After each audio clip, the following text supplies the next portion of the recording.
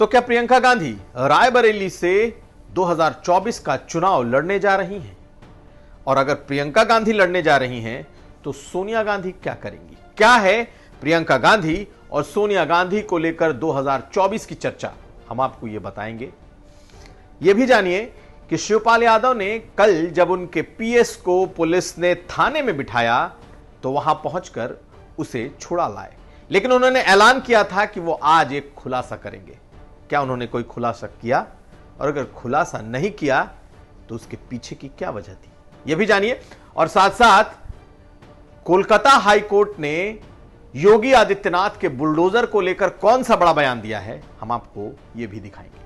तो ये तमाम खबरें आज का यूपी में। नमस्कार, मैं हूं कुमार अभिषेक, आप देख रहे हैं यूपी तक। हम हाजिर अपना न्यूज शो आज का यूपी लेकर।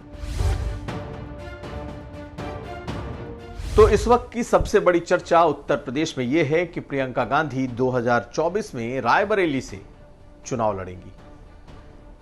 इस चर्चा के पीछे की वजह यह है कि माना जा रहा है कि स्वास्थ्य कारणों से सोनिया गांधी राज्यसभा जा सकती हैं और जो गांधी परिवार है वो किसी भी हालत में रायबरेली की सीट किसी और को नहीं देना चाहता।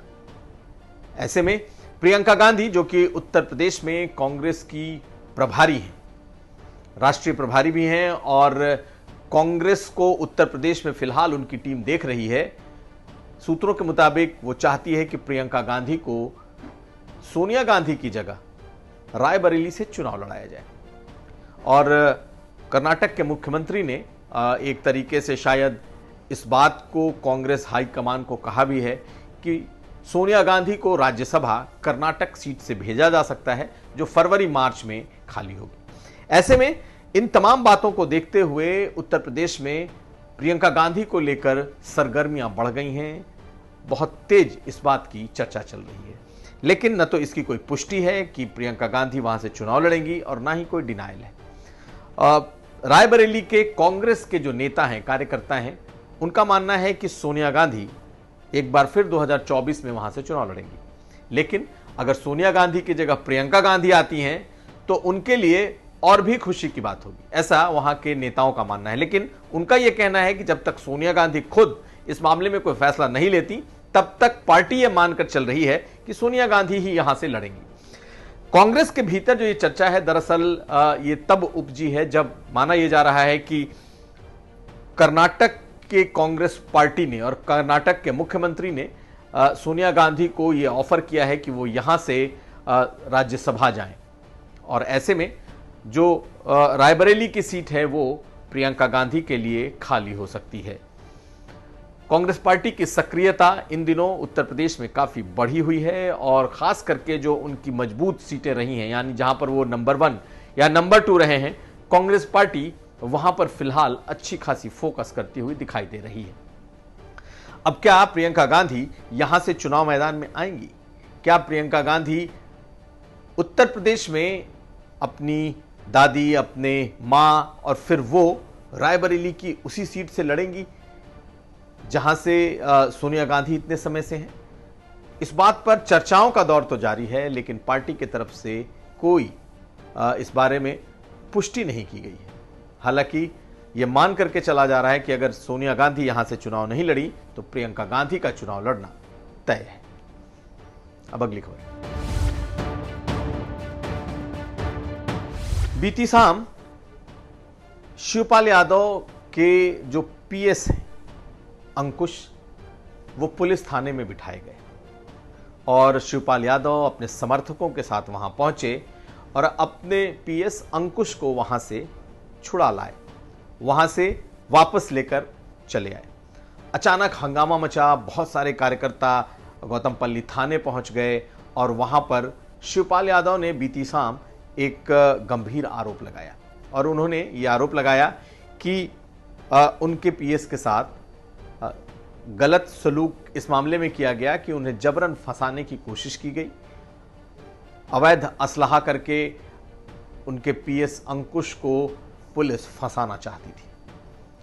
अचानक से शिवपाल यादव का यह रूप देखकर उनके कार्यकर्ताओं में एक तरीके से कहा जाए तो वो जज्बा लौट आया, जब कभी एक वक्त में माना जाता था कि अगर समाजवादी पार्टी का कोई नेता या कार्यकर्ता को पुलिस ले जाती थी तो उनके बड़े नेता उसे छुड़ा कर लाते थे।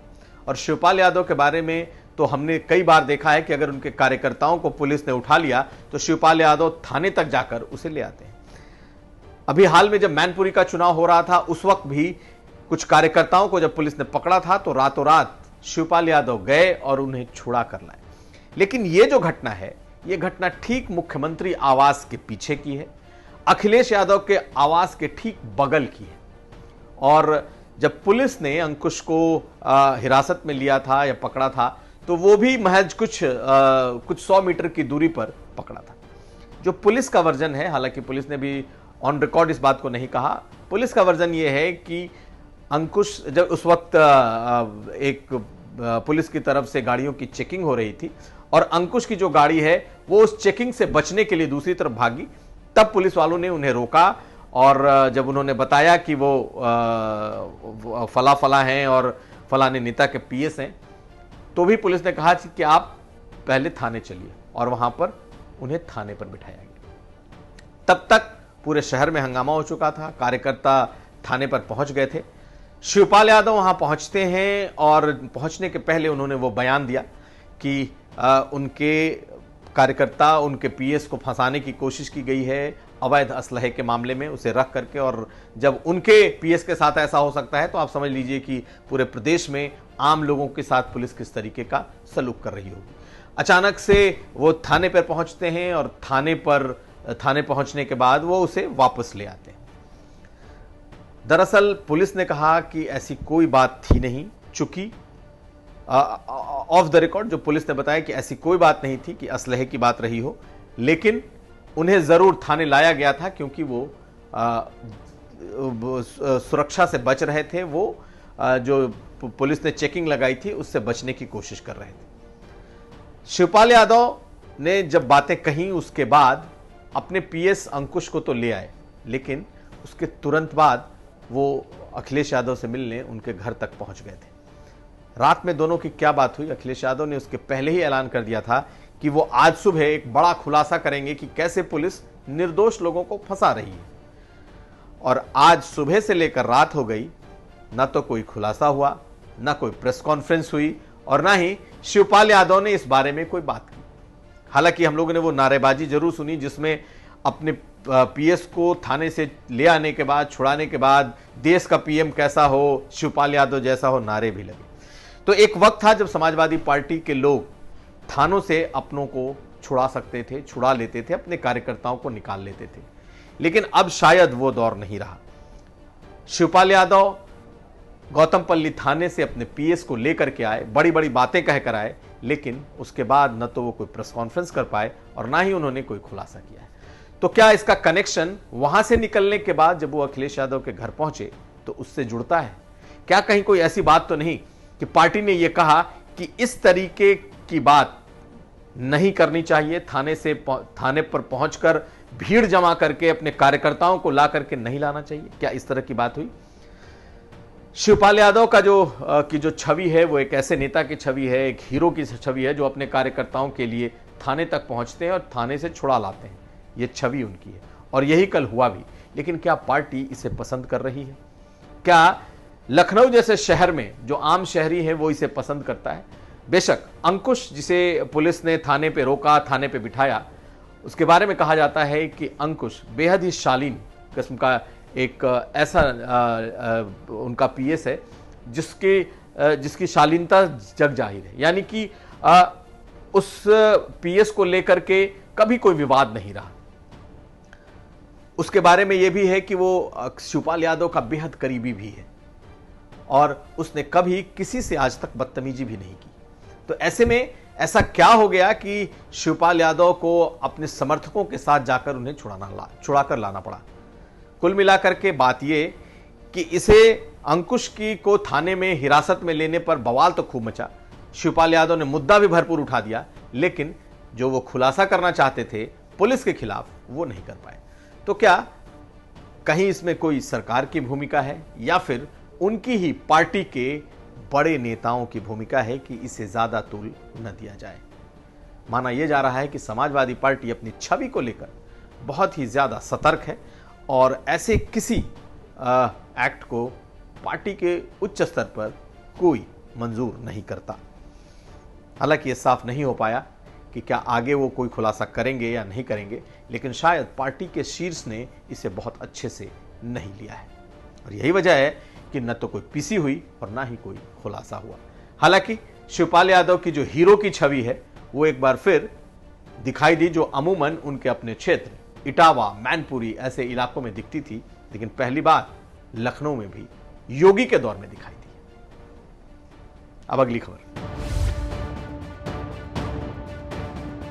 और अब आपको बता दें कि योगी आदित्यनाथ के बुलडोजर को लेकर तो लगातार सवाल खड़े होते रहे हैं, चाहे अदालत हो, चाहे सिविल सोसाइटी हो, चाहे लिबरल लोग हों, जो लगातार मुख्यमंत्री योगी आदित्यनाथ के बुलडोजर पॉलिसी के खिलाफ बोलते रहे।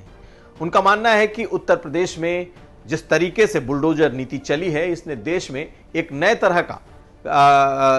तरह के बुलडोजर की नीति को सामने ला दिया है और कई सरकारें इसका इस्तेमाल करने लगी हैं। और खास करके मुख्यमंत्री योगी आदित्यनाथ बुलडोजर नीति को लेकर लोगों के निशाने पर रहे हैं और खासकर जिनकी चर्चा हमने इस वक्त की, विपक्ष के निशाने पर रहे हैं, यहां तक कि अदालतों के निशाने पर भी रहे हैं और फिर सिविल सोसाइटी के भी निशाने पर रहे हैं।